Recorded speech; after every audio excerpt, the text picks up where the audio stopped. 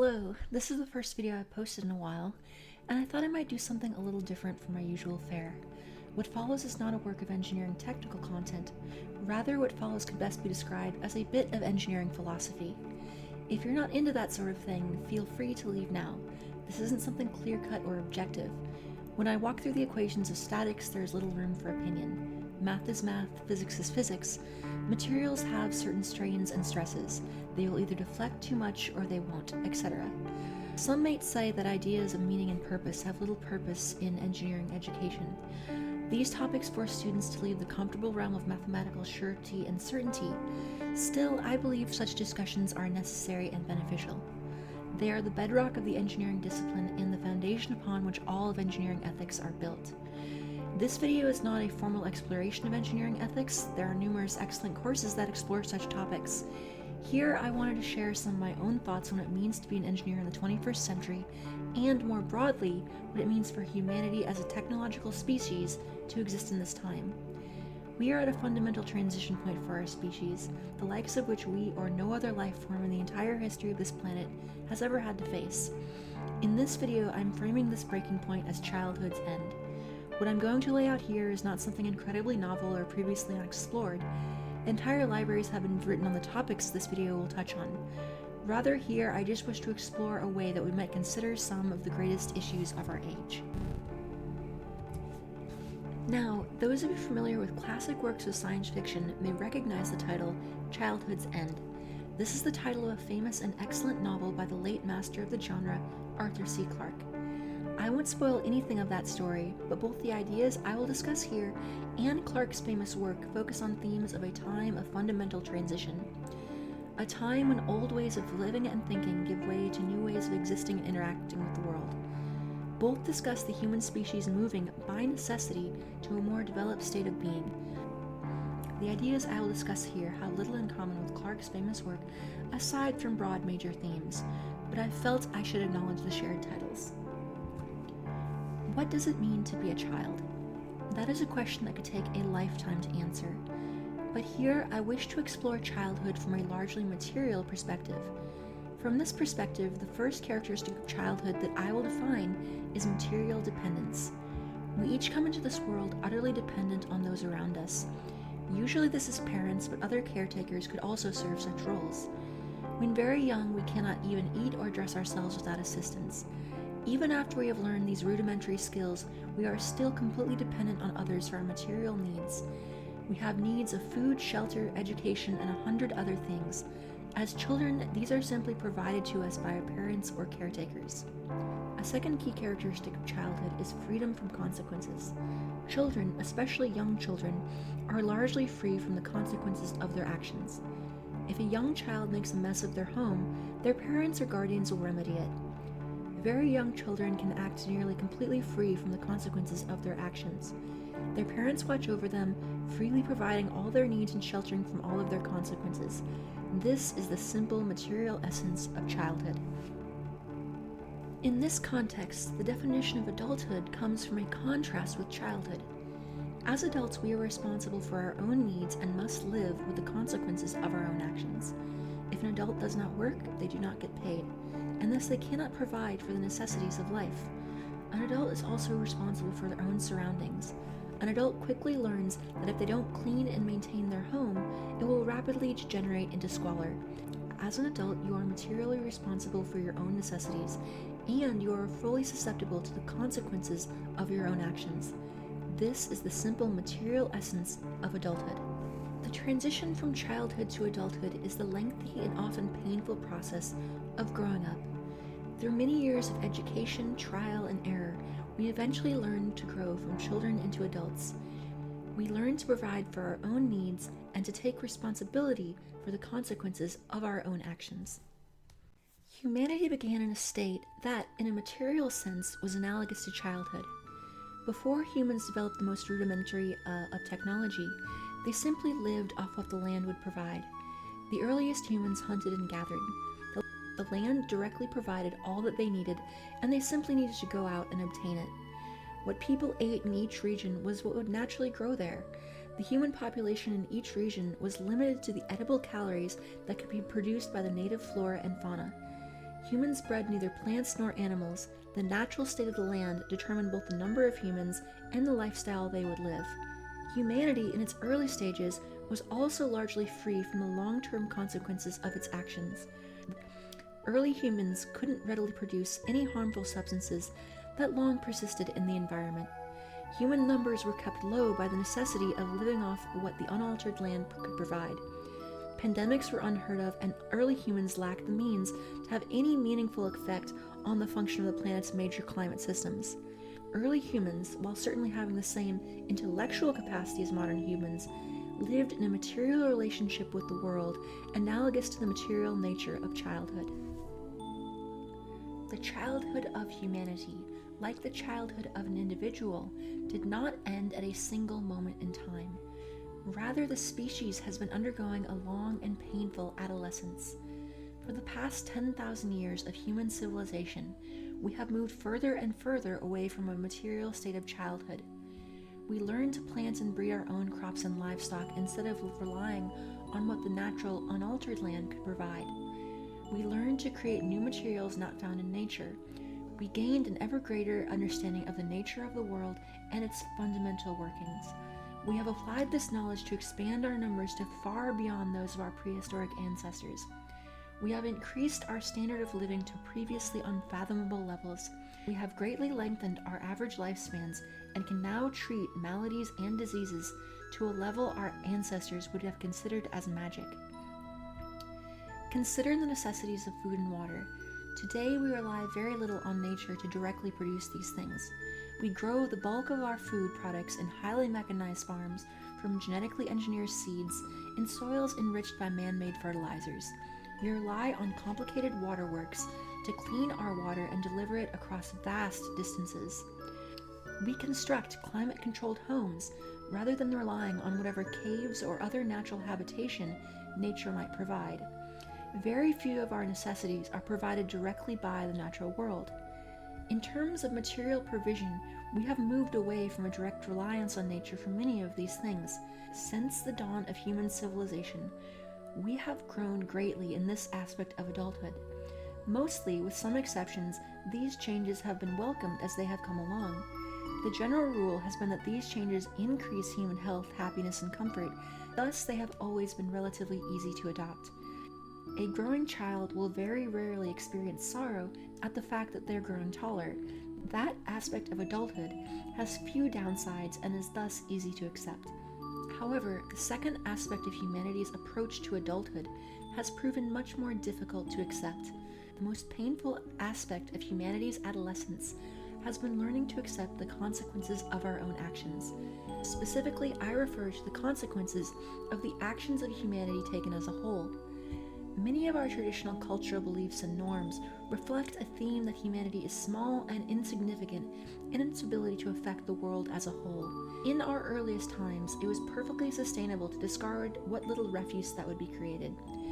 Even as humans started living in cities and practicing agriculture, humanity's potential effects on the environment were greatly limited by our technological and population levels. The Roman Empire, for all its might, stood no chance of ever overfishing the entire Mediterranean. They simply did not have the required level of technology. Unfortunately, our cultural practices tend to develop much slower than our technologies and the capabilities it gives us. We have learned to take responsibility for many of our collective actions, but in many areas we are still firmly rooted in the attitudes of childhood. For example, we learned conclusively in the 19th century that untreated sewage from large urban areas needs to be kept far away from drinking water sources. The consequence for haphazardly dumping municipal sewage is mass cholera and dysentery outbreaks. We have learned how to prevent diseases spread by contaminated water. We've learned to take responsibility for our actions in this case. The only reason that these diseases continue to exist at all is that the infrastructure to combat them hasn't been deployed to everywhere and everyone across the globe. The examples of this kind of transformation are myriad. We've learned to regulate hunting and fishing to sustain wild animal numbers. We've learned that producing CFCs damages the protective ozone layer and that we cannot use these chemicals on a wide scale. We've learned that overprescribing antibiotics leads to antibiotic resistance. Time and time again, we've learned the hard lesson that humanity's power has grown to the point of having a profound impact on the planet and its functions. It is these two processes, becoming less reliant on nature for our direct material subsistence and a growing realization of our ability to affect the world, that I would frame as humanity's adolescence. So, why should I consider our particular time to be a definitive end of childhood for humanity? Why, out of 10,000 years of human civilization and hundreds of thousands of years of human existence, should our current age be such a definitive moment? The significance of our time is that our numbers and power have grown to a point that we must either accept the reality of our species' adulthood or suffer inevitable disaster. Truthfully, when I previously mentioned our species reaching an adult level of material self-sufficiency, I wasn't being entirely correct. We don't truly provide all our own basic necessities. We may grow our own food and clean our own water, but we don't produce our own oxygen. We don't actively manage the planet's temperature to a level compatible with our survival. In short, while we do produce most of our own direct material necessities, we don't manage the foundation necessary for us to produce the necessities. Rather, we rely on the natural world to manage that foundation for us. We are now faced with not one, but a series of critical planet-wide challenges that threaten to knock down the basic ecological foundation of our species' existence. Carbon and other greenhouse emissions threaten to cause untold damage, potentially rendering entire swaths of the Earth's surface uninhabitable in just a few generations. Ocean acidification threatens to collapse the ocean's food chain, destroying the fisheries billions rely on, and devastate the planet's oxygen-producing capability. Plastic pollution threatens similar ecological disasters. Traditionally, we have treated the Earth as an inexhaustible resource. It wasn't that long ago that even developed countries regularly disposed of their municipal waste just by dumping it directly offshore. We even have sayings such as, "There's always more fish in the sea." These cultural attitudes are even baked into many of the assumptions we use in engineering calculations. When designing a nuclear power plant, engineers often assume the cold reservoir has an infinite thermal capacity. If a nuclear plant is positioned next to a river, large lake, or ocean, they assume that the body of water will remain at the same temperature regardless of the amount of waste heat dumped into it.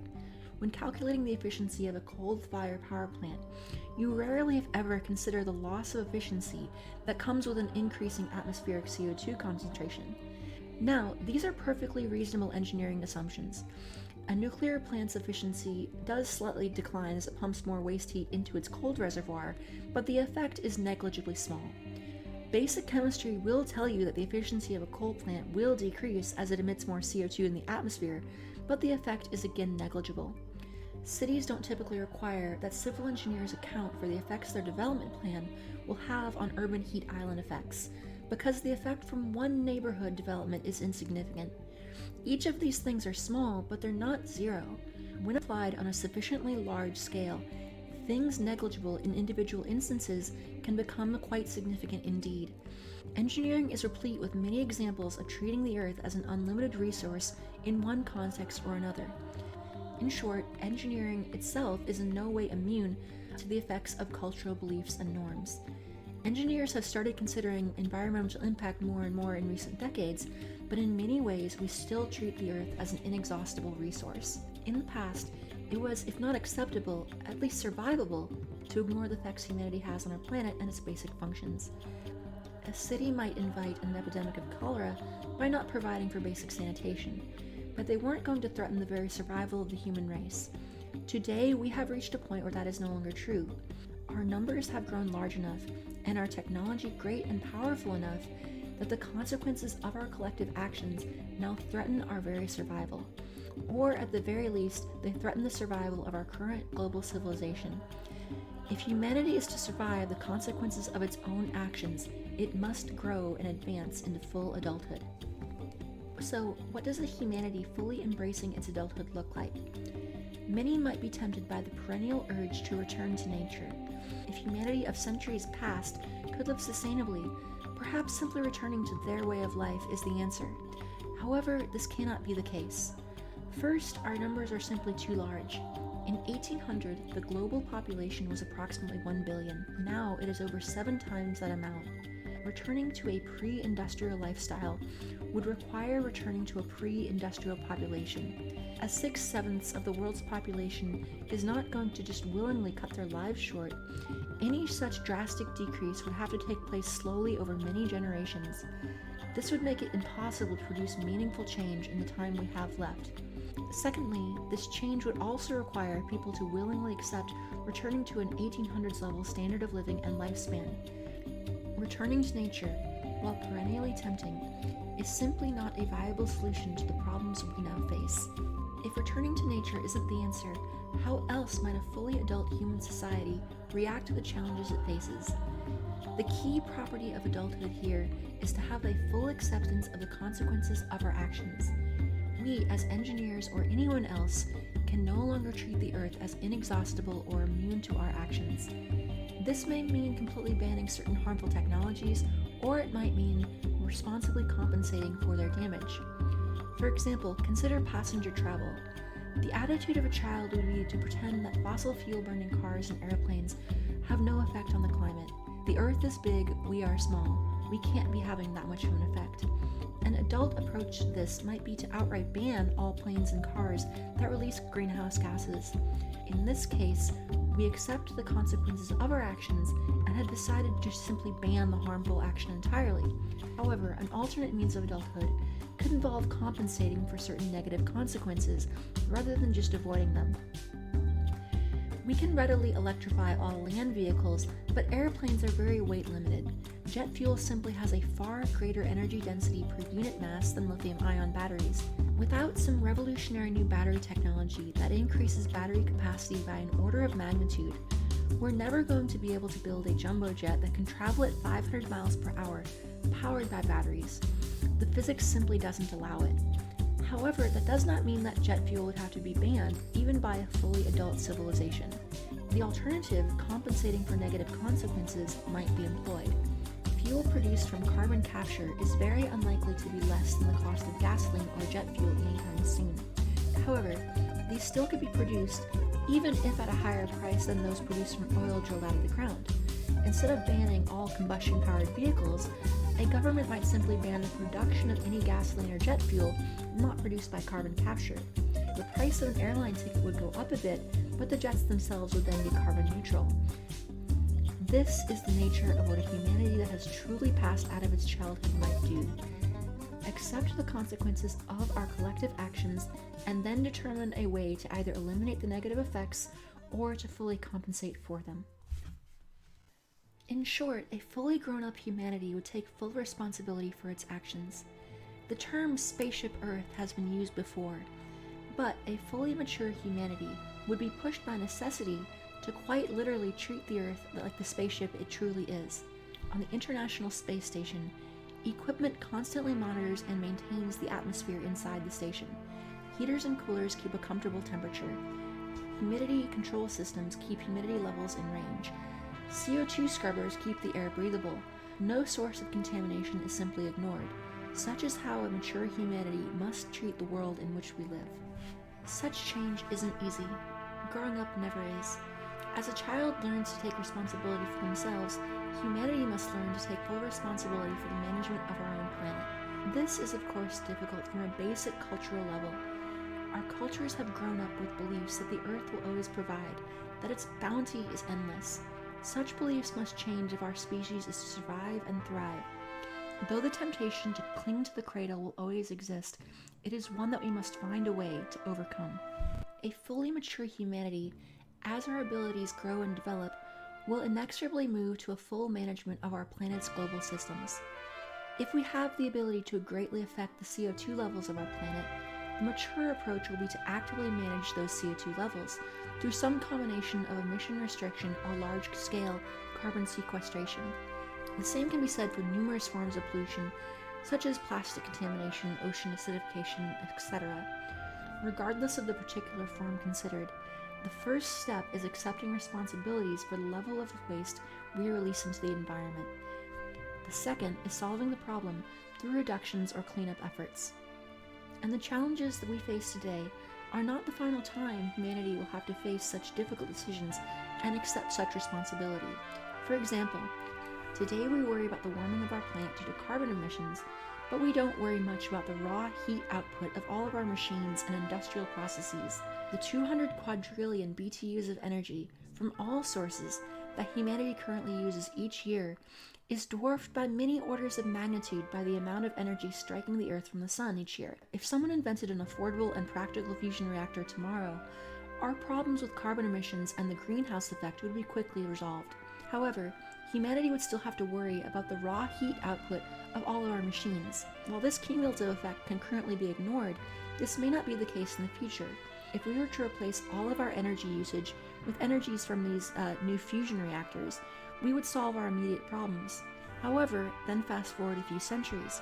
At even modest growth rates of energy usage, say 2 to 3% per year, within a few centuries, humanity would find itself being cooked by the raw heat output of all our various machines and reactors, even if all of those power sources were completely green. This particular issue is not something we should concern ourselves with now, but it is something future humanity will have to address. Such is the nature of being a mature species. Once our numbers and abilities grow great enough, we lose the ability to ignore the effect of our actions on the world we reside in. As our numbers and abilities grow, we must by necessity mature into ever greater levels of wisdom and adulthood. The point of the framing I've laid out here is not to make people feel guilty or to make them feel pessimistic about the future. It is true that we are at a critical juncture where humanity will have to accept and address the consequences of its actions or suffer inevitable disaster. However, that does not mean that we have to resign ourselves to a grim future of deprivation and poverty. While we must mature and learn to take responsibility for our actions, the resources of this earth, if properly managed, can indeed provide abundance, happiness, and a high standard of living for all. Looking further into the future, the potential for our species is dazzlingly bright, if we can mature quickly enough. The untapped potential of this star system alone to support a thriving future humanity is mind-boggling in its scope. There are hundreds of worlds within our reach, from the various planets and moons to the countless thousands of smaller bodies scattered around the vast expanse of the solar system. There is enough energy and resources around our sun alone to support a population millions of times greater than our Earth currently does, in a lifestyle of supreme luxury. And that's just one star, let alone the countless billions beyond. And yet, all of this future settlement can only be undertaken by a mature humanity. There's nowhere in the solar system that humans can live without constructing and maintaining their own environments. Out in the solar system, an Eden will not simply be provided for us. We'll have to build Edens in a bottle wherever we wish to live. There may be some rare worlds out there that humanity could treat like we have treated Earth, but you would likely have to scour a million star systems before you found even one such a world. Any expansion we do off of the Earth will have to be in environments that we build and actively manage, taking full responsibility for all of the negative effects our actions and processes produce. This is the meaning of what I frame as childhood's end. Our species has arisen and grown up in a world of childlike innocence, where our environment simply provided for us, and our actions had little consequence on the functioning of the systems supporting us. As we have grown in numbers and ability, we have depended ever less on the environment for many of our necessities, and we have become ever more cognizant of the consequences of our actions on the systems that support us. Finally, in this generation, we have reached a critical point. Our numbers and abilities have reached a critical threshold, where we must either accept and address the consequences of our collective actions, or be faced with nothing less than disaster to our species and a collapse of our current global civilization. If we learn to mature into full adulthood as our species, our potential is bright and boundless. If we can learn to grow as a species, we will thrive and begin a whole new level of life as a mature species, spreading to countless worlds beyond our own. If we can't, then that future will be impossible and we face ruin. Such is the nature of the age we live in. We, as a species, are at the end of our childhood. Whether we can fully mature quickly enough, I do not know. But I do know that if we wish to survive, thrive, and grow into our true potential, then we must let go of the ways of childhood and accept the reality of being a fully developed, mature society. For my part, I hope that we can.